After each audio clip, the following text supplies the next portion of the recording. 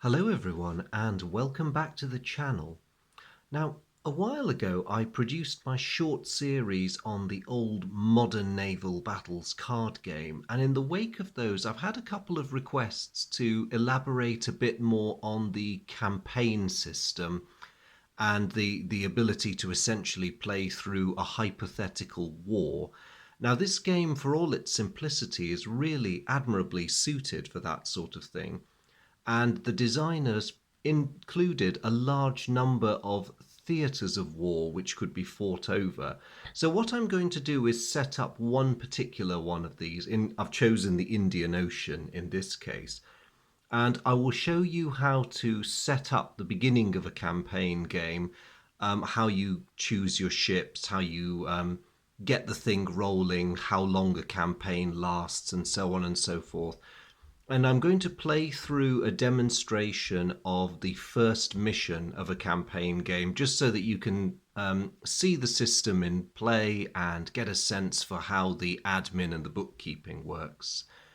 So for each particular war zone, the game includes one of these information sheets, which does seem quite, well, for one, the fine print is extremely fine. So I'm going to zoom in just while I talk you through what all the component parts of it are. So on the one side, you have the victory points for the Warsaw Pact Soviet player, and it's mirrored by the NATO Western equivalent on the other side. The map of the war zone is purely for demonstration purposes and gives you something rather nice to look at. On the left-hand side, you get a mission table and mission summary. So this is all rather clever. Depending on how the war is going, your missions will change, and some missions are more important than others. So every campaign begins with the war zone status at even. So a lot of the missions that you'll get will be head-to-head confrontations as both sides try to gain local superiority. If NATO, for instance, wins a major action on mission 1, the war zone status will shift to NATO having the edge, and this will impact the next mission, and so on and so forth. What you have beneath it are explanatory tables telling you what your objectives are within the scope of each mission and how you earn points, basically how you succeed in your mission. This chart here is the campaign game turn tracker. You can see a campaign can last up to 9 turns. And to give you an example of the time scale, this represents a non-nuclear conflict between the Western and Soviet forces. So you could be looking at this representing anything to a couple of weeks up to about 4 or 5 months, depending on the intensity of the conflict. And there is an optional rule which I quite like for an early and unexpected end to a campaign game, which does complicate planning, because if you don't know when the war is going to end, you're not entirely sure how to hold back or deploy your assets, because you never quite know how much time you've got left to fight.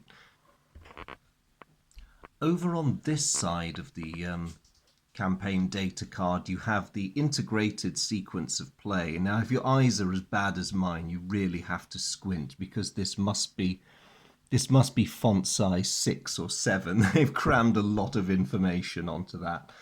Thankfully, the integrated sequence of play is repeated on the inside of the campaign rulebook. So if, like me, you're fairly myopic, you've at least got that thing to fall back on.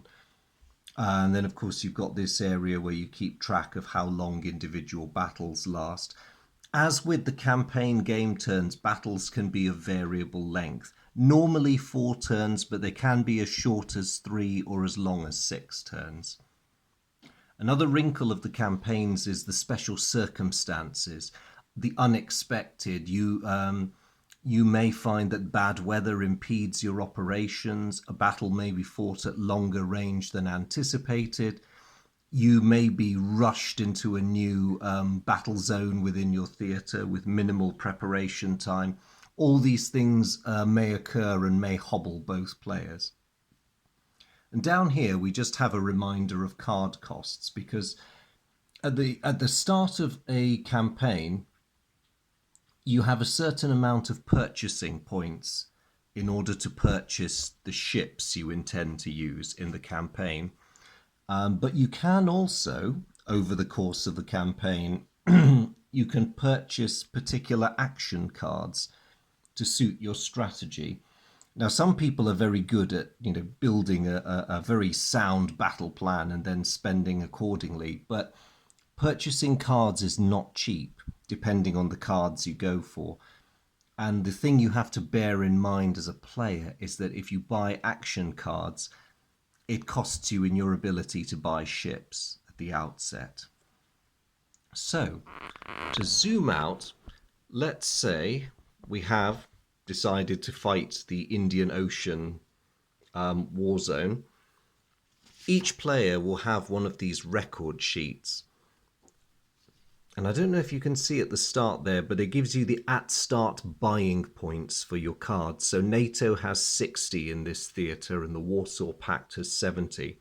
I've pre-purchased the ships, and it's based on what I imagine the strategy of both sides would be in this theatre. Now, lacking friendly bases of a certain size, I imagine the Soviet Union would mainly go for raiding forces. So I've mainly purchased them small surface combatants and some rather formidable guided missile nuclear powered submarines. So really they are going to be an interesting mix of strong surface forces, but high speed raider or escort type, and a strong submarine arm.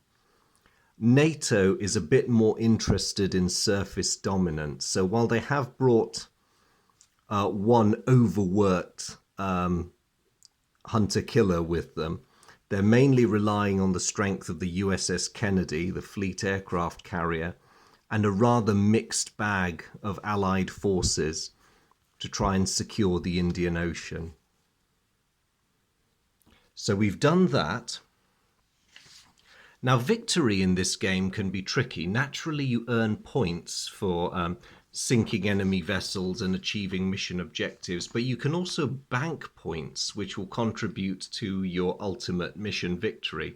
Now, the downside is you can render points safe for the future by not spending them, but unspent points mean fewer ships and fewer resources. So there's a tricky conundrum there to start with. Now, feeling a bit greedy, I spent both sides' points to the fullest on ships. So our banked points at setup are nil for both sides. We're really going for it.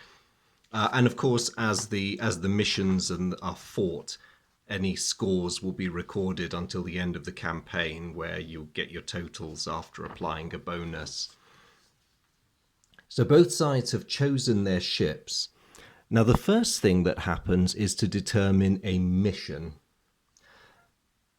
The assumption that's been made in the game is that, generally speaking, the Warsaw Pact is going to be the aggressor. So even though the combat zone starts with things in the balance, so the war zone status is even, the red side of the war zone status counter is put up to show that the Soviets have an initial advantage and that they have the initiative. So we shall put that there, and I shall roll a dice.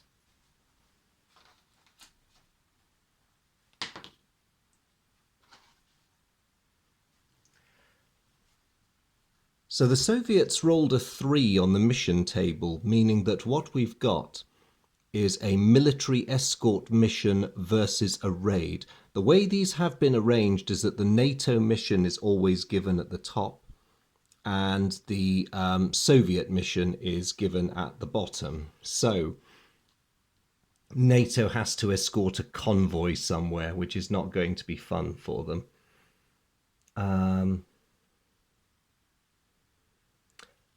So it's a minor mission, so there's only 2 non-combatants, according to the mission description. Let's just say that there are 2 tankers that NATO is going to have to escort somewhere. That's going to be a tricky one.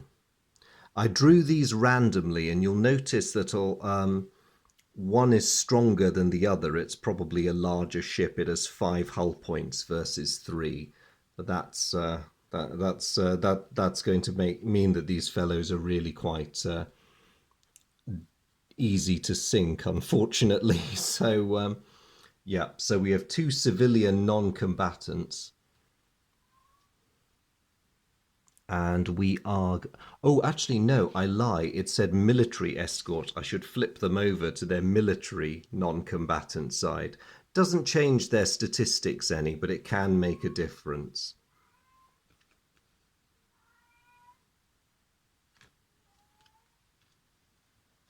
And it does give you more flexibility if it's a military supply ship, because military, unlike civilians, can employ evasive maneuvers, and the fleet is able to play retreat cards. So actually, we're a bit better off that we're escorting military vessels.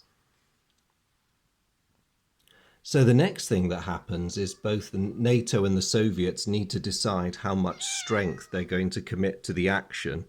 And they're going to have to do this while being interrupted by a rather persistent cat. So let me start as the NATO player. Now, the temptation early in the game can be, excuse me, cat, to commit your strongest units, but then you do have to ask yourself, is it worth it committing a large fleet carrier to an escort mission? I am tempted to say no, and I think it would be better to use some of the weaker escorts. In fact, actually, the temptation is, with all due respect to the poor Japanese, to use their 2 rather weak frigates as an outer patrol line.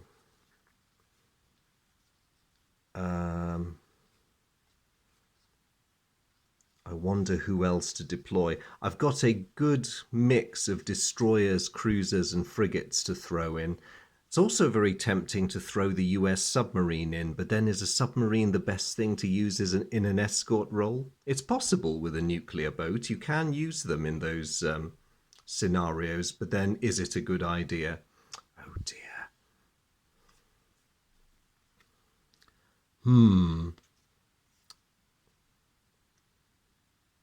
Well, I think some missile-armed things are going to have to go in. So let's chuck in some of those rather well-armed US destroyers.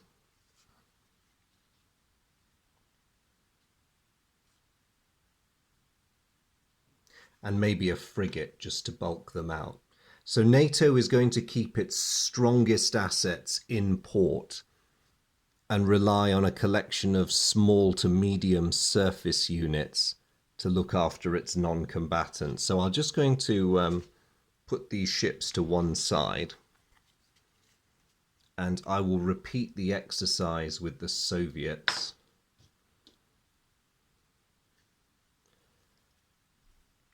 Now the Soviets,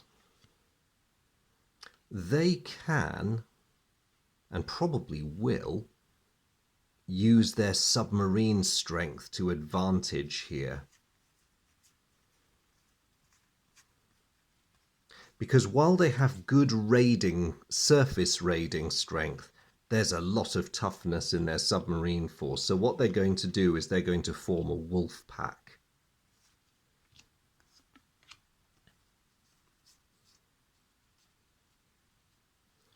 With some surface backup. The question is what to send. Oh, let's chuck in the Foxtrot. Why not? So how many vessels have we got here? So we've got 4 nuclear and 1 diesel at the moment. Really, the Russians probably only want to throw in a couple of coordinating and covering surface units. So the 2 guided missile destroyers, Udaloy and Kanin, are a good compromise. They can act as the surface eyes of the Soviet force. So there we go. The 2 opposing forces are assembled. So the next thing we do, having assembled our fleets, is we'll decide whether we want a senior officer to go with them. Usually each theatre of war will have an admiral who confers bonuses. And the Soviets rather grandiosely decide that they are going to include a flag officer with this force. I think for NATO I will not. So I'm depriving myself of some bonuses here.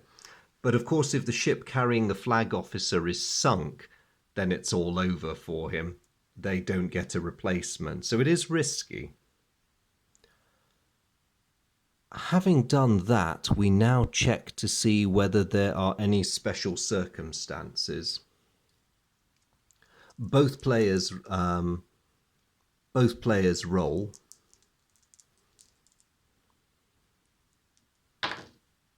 Neither player has special circumstances, so nothing weird happens this mission. A roll of 5 or 6 would trigger a special circumstance, and then you'd check that table to see what happens. But as it is, nothing odd has occurred. So we go straight into the combat, which means I must now push this up just a little bit. See if I can give us enough room.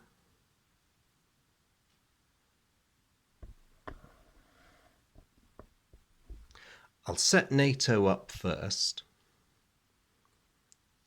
The two non-combatants, unsurprisingly, are going to be in the rear line.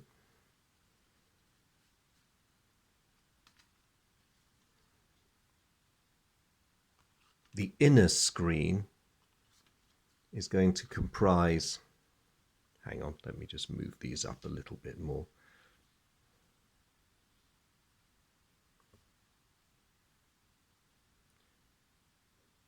Those 4 US ships. And the Japanese are going to courageously be the eyes of the outer line.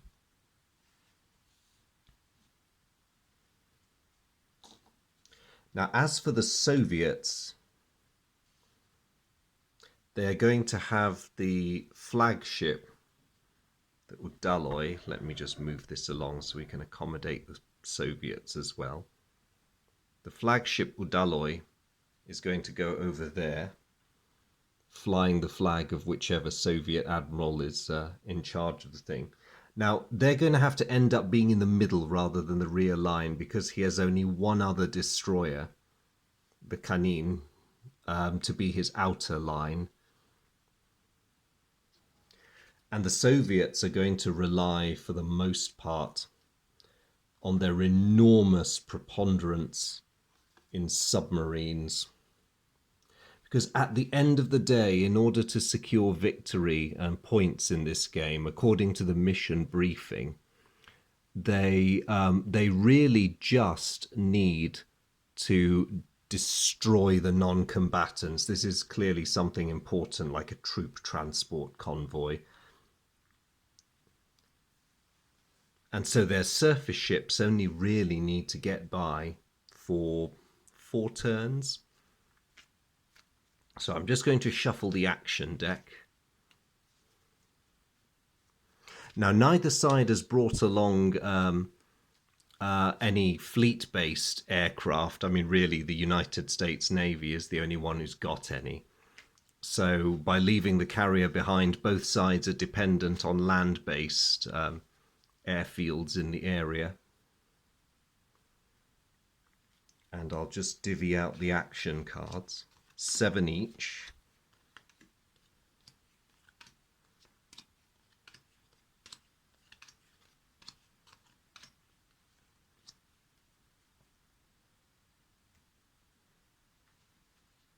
So it's turn 1, and the Soviets are going to make their fog of war roll.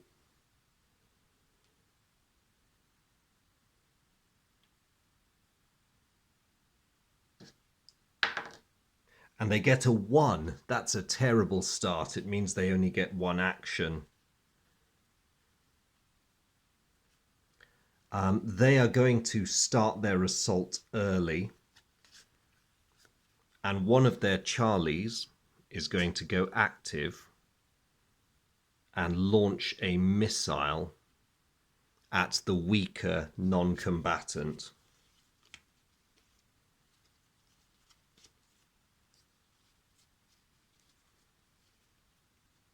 The only card NATO has that can respond to that missile attack is an early warning systems card. Now, they're playing it as a point defense and they have to roll a 1, 2, or 3 to stop the missile attack. And they roll a 2. Splendid.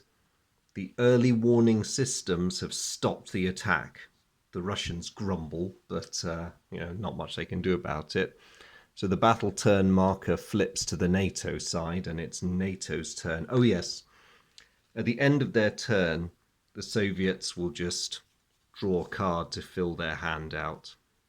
That's a fairly useful one, so they'll keep it. One of the flag officer's abilities is that you can redraw. If you draw a card that's useless or which you don't like, you can discard it and draw another one. Quite a handy ability, that. I've not seen fit to bring my Admiral, as you saw, so I don't benefit from that. Now, NATO does splendidly. They roll a 6 for their Fog of War roll, which means they can take 6 actions this turn. So, I think, as NATO, I'm going to pretty much flush my hand. Anti-submarine warfare card will be played against the Charlie. It's on its active side, so it's easier to sink on a 1, 2, or 3.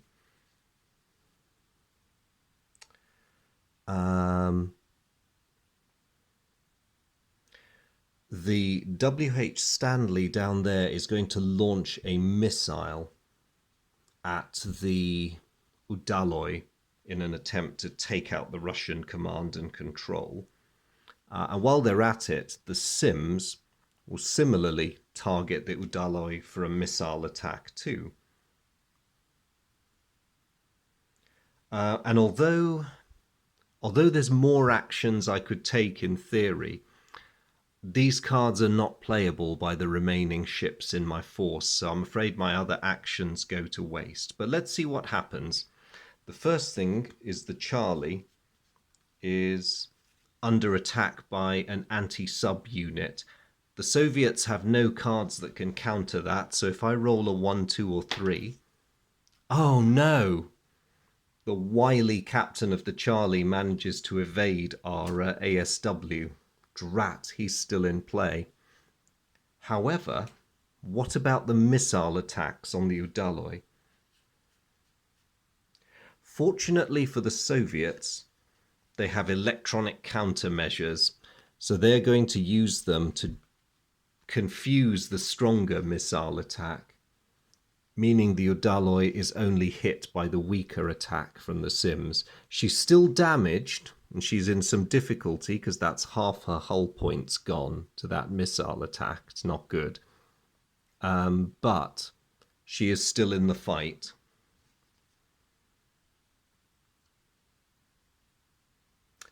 And the NATO player gets to replenish his hand.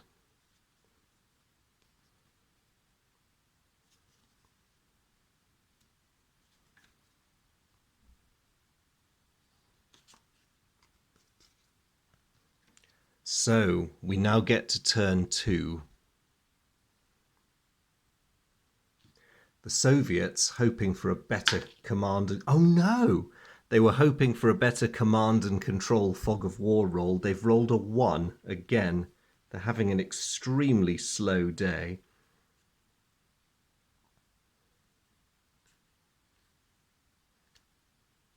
Now, using the campaign optional rules, they can use a smaller mounting, i.e. a B-rated missile mounting, to fire an A missile card.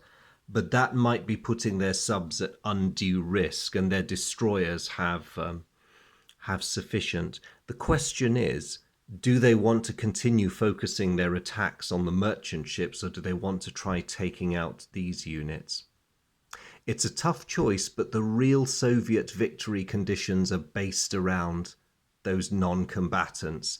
So that Charlie is going to stay active and make a suboptimal missile attack, again on the weaker non-combatant. And this time, NATO has nothing to counter it. So the submarine-launched missile strikes home, thankfully not fatally damaging the craft, but it's a warning of that there's more to come. And they shall replenish their hand. So turn goes over to NATO. What's going to happen now? NATO gets a 5 on their fog of war this time. So 5 actions. This is nice. Well, not unnaturally, I'm going to have another crack at the Charlie for one of my actions. And the Stanley and the Sims will both once more target the Udaloi.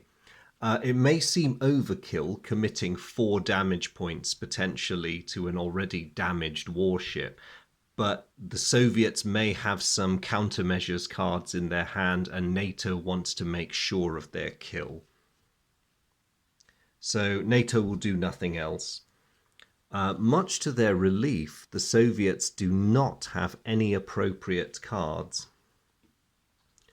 So to stop any of these attacks, so they're going to go with the anti-sub warfare one first. They get a 3. That Charlie has been sunk by the ASW. And that will be some points for NATO. Meanwhile, the missiles go streaking in, and unable to do anything about it, the Udaloi is sunk, taking the Soviet flag officer with her. That has been a disastrous turn for the Soviets. And feeling very pleased with themselves. NATO is going to do some discards this time. There's 3 cards we cannot use, so they are going to go.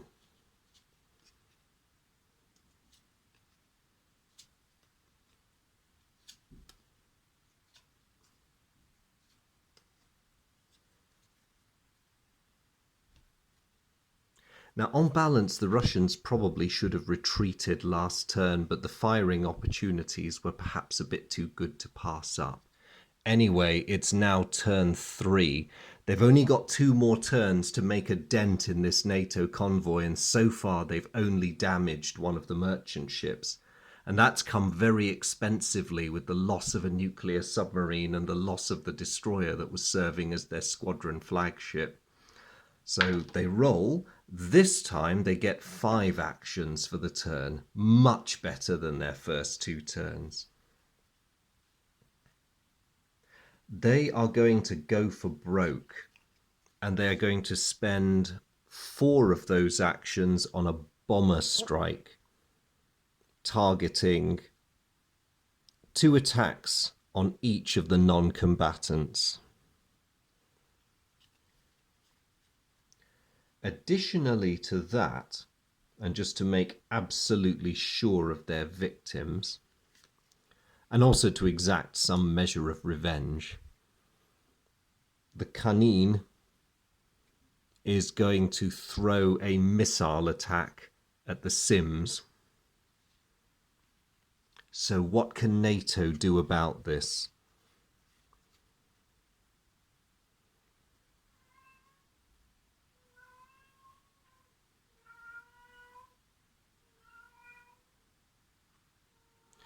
Not a lot, unfortunately.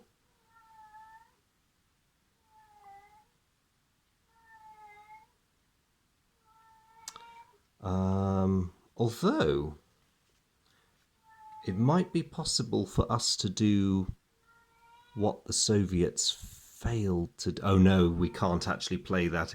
I hoped for a moment we'd be able to retreat, but we're already committed, which means that those airstrikes are going to get us regardless. No, there is nothing we can do except grit our teeth and hope. So we've got no defense against those bomber strikes. So the first one is going to go in, and on a 1 through 4 it'll sink the first the non-combatant logistics vessel. 2 6s, they missed. Amazing. What about the next one? Ah, we're not so lucky. There was a third 6, but the last of the Soviet bombers got exactly what they needed, and that ship is gone. So that goes out of play. Meanwhile, the poor Sims takes a missile hit from the Kanin, just so that NATO's reminded that the Soviets are still there and still dangerous.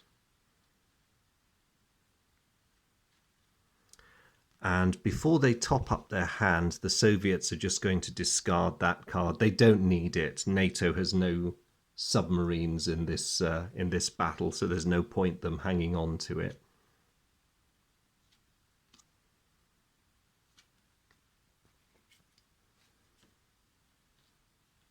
And so now we go back to NATO. NATO only gets 3 on their fog of war roll this time, so they've only got the 3 actions.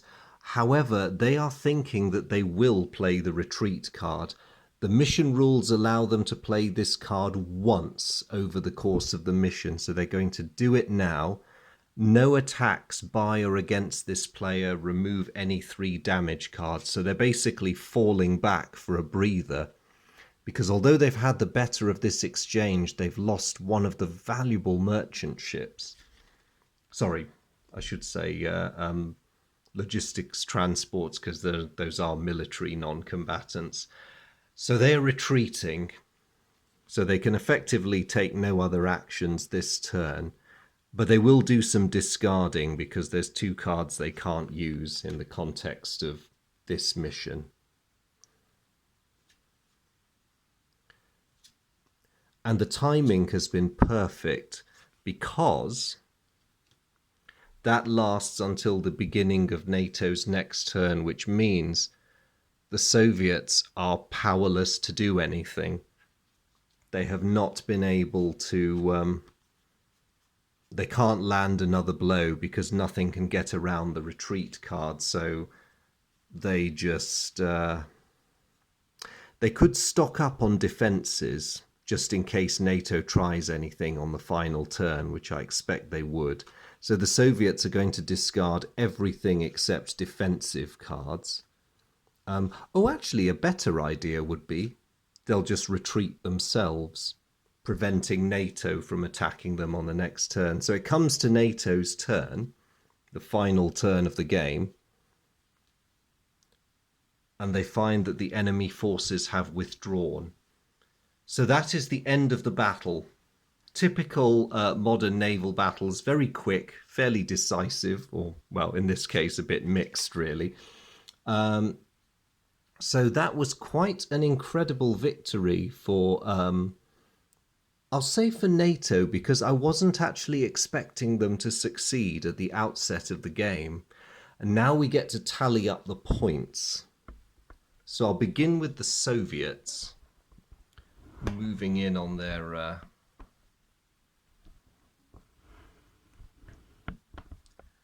victory point chart. So they sank one of the non-combatants, and in this mission it's worth 9 points, so that goes all the way up there. They did not sink any other NATO vessels, so they just get the 9 points for that. Moving over to the NATO side,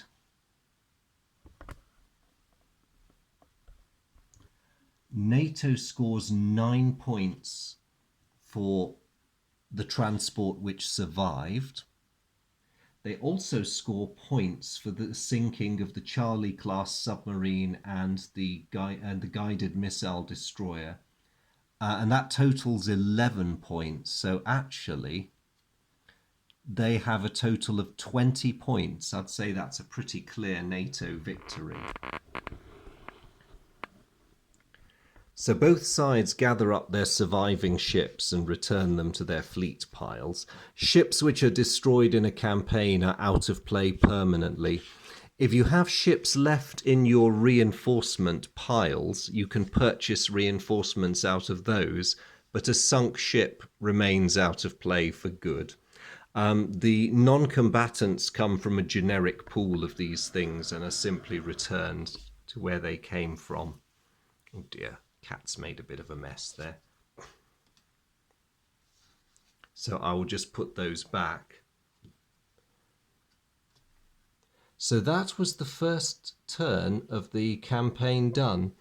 And all I need to do to prepare for the next battle is to move the campaign game turn down to turn 2 and to also shift the war zone status.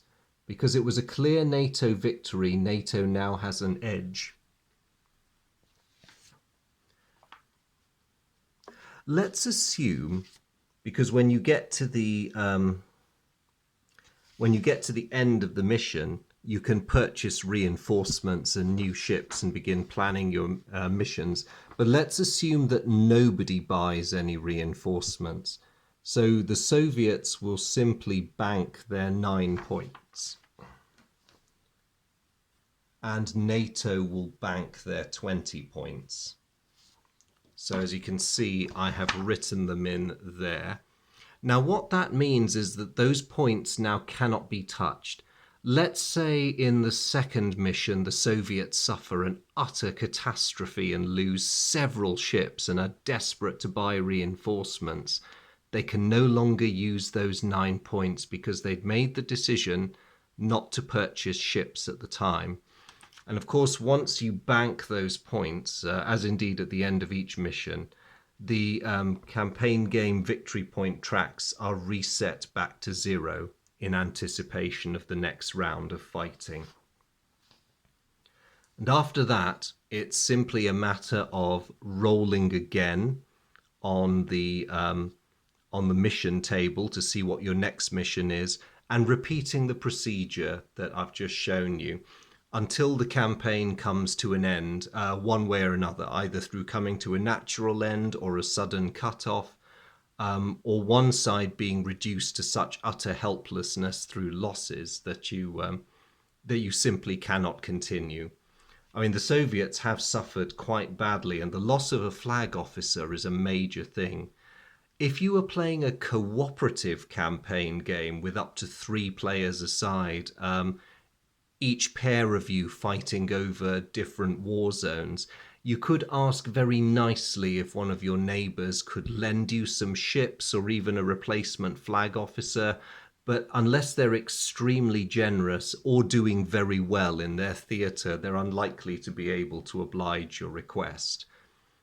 So most of the time you are pretty much on your own and left to your own devices. But NATO, of course, is in a great position. They still have all their warships. Nobody's lying damaged in port. They won't really need to go through the agonizing decision of whether to leave anyone behind in the next mission. And they'll really just take it from there and see what the next mission brings. If they can win the next mission, it'll go from NATO edge to NATO advantage, which will be even better news. And potentially even win the game. First missions in a campaign game can be very important for setting the tone for the rest of it. But having said that, don't write the Soviets off completely. They had a bad first start, but it was close, and they did still sink one of the 2 transports that was being escorted. So a win for NATO, but it could have been a more satisfying win. But anyway, I hope that has given you a good idea of how the campaign system in modern naval battles works. If you've got any queries about the system or anything you felt was a bit unclear and that I hadn't covered, please do put a note or a question in the comments and I'll get back to you. But I hope it's been useful, and I hope if you are out there playing this game, but you haven't yet tried the campaign game, do try it. It changes the whole complexion of the game from a mere tactical game to something much, much greater. But I'll leave that for you to make that happy discovery yourselves. But in the meantime, a big thank you to all of you who've been following the channel in general and this series, Modern Naval Battles, or Cold War Naval Battles as it's properly known these days. It's always great to have your company. To my regulars, as always, a huge, huge hello. Hope you guys are all doing well. Always great to see you here. And of course, a huge welcome to you if you're visiting my channel for the first time. If you're here for the wargaming in general, please do wander around, see what else catches your interest. If you've been brought here looking for information on modern naval battles, a very warm welcome to you. Please do have a look at my other videos on this particular game. It has aged very, very well, and it is still in existence in a slightly different guise, produced by Dan Versen Games. Or if you prefer this version, the original version can be downloaded for free as long as you're willing to do a lot of cutting and pasting and making your own cards. But anyway, really good to see you, whatever's brought you here. Thank you very much for tuning in, and I hope to see you all again on my next video. Take care. Bye now.